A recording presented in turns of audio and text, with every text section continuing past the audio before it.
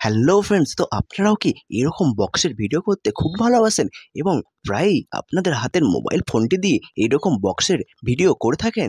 তো আজকেই সাবধান হয়ে যান, কারণ আপনারা নিজেরাও জানেন না যে এই বক্সের লেজার লাইটটি আপনার মোবাইলের জন্য কতটা ক্ষতিকারক। তো আজকে আপনাদের দেখাবো যে এই লেজার লাইটের কারণে আপনাদের ফোনে কী কী প্রবলেম হয় এবং কিভাবে সেই প্রবলেমগুলোকে ফেস করতে পারবেন এবং কিভাবে ভিডিও করলে এই লেজার লাইট আপনাদের ফোনে কোনো রকম প্রভাব পড়বে না। তো চলুন দেখে নিই এই লেজার লাইটের কারণে আমাদের ফোনে কী কী প্রবলেম হয়। তো দেখুন, আপনাদের ফোনেও এরকম প্রবলেম কিন্তু হতে পারে যদি আপনারা এই লেজার লাইটে ভিডিও করে থাকেন। তো এছাড়াও দেখবেন আপনাদের ফোনে কিন্তু এইরকম কালার স্পট চলে আসতে পারে। তো এইটাও কিন্তু এই লেজার লাইটের কারণেই হয়ে থাকে। তো এই প্রবলেমগুলোর কিন্তু সলিউশন একটাই। এক হচ্ছে আপনাদের পুরো ক্যামেরার সেটআপ চেঞ্জ করতে হবে। তো না হলে আপনাদের ফোনের ডিসপ্লে চেঞ্জ করতে হবে। তো এর চেয়ে ভালো যদি আপনারা একটু সাবধানতা অবলম্বন করে ভিডিও করে থাকেন, তো আপনাদের কোনো রকমই প্রবলেম হবে না। তো প্রথমে চলুন জেনে নিই যে কোন লেজার লাইটটি আপনার ফোনের জন্য সবথেকে বেশি ক্ষতিকর।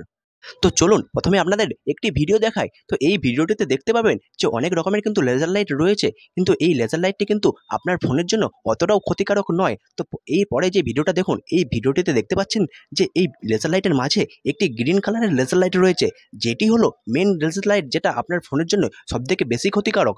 এই লেজার লাইটটি কিন্তু আপনার ফোনের ডিসপ্লে, ক্যামেরা এবং অন্যান্য ফোনের যে কোনো সেন্সারকেই খারাপ করে দিতে পারে। তো এই লেজার লাইটটি থেকে আপনাদের সাবধান থাকতে হবে।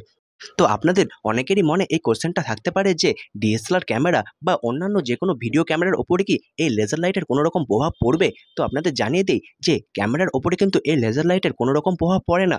ক্যামেরার সেন্সার এবং মোবাইল ফোনের সেন্সার সম্পূর্ণ আলাদা। তো চলুন এখন জেনে নিই যে কীভাবে ভিডিও করলে এই লেজার লাইটের কোনো রকম প্রভাব আপনার মোবাইল ফোনের ওপর পড়বে না। তো আপনারা সবসময় চেষ্টা করবেন যে এরকম সাইড থেকে ভিডিও করার জন্য। কিন্তু সাইড থেকে ভিডিও করলে এই লেজার লাইটের সরাসরি কোনো প্রভাব আপনার মোবাইল ফোনের ওপর পড়বে না। তো আপনারা যদি এরকম সামনে থেকে ভিডিও করেন, তো দেখুন যদি সামনে থেকে ভিডিও করেন তখনই কিন্তু আপনার লেজার লাইটটি সরাসরি মোবাইল ফোনের ওপর পড়বে এবং মোবাইল ফোনের স্ক্রিন, ক্যামেরাও ড্যামেজ হয়ে যেতে পারে। তো সবসময় আমরা চেষ্টা করবেন এরকম সামনে থেকে ভিডিও না করে এক সাইড থেকে ভিডিও করার জন্য।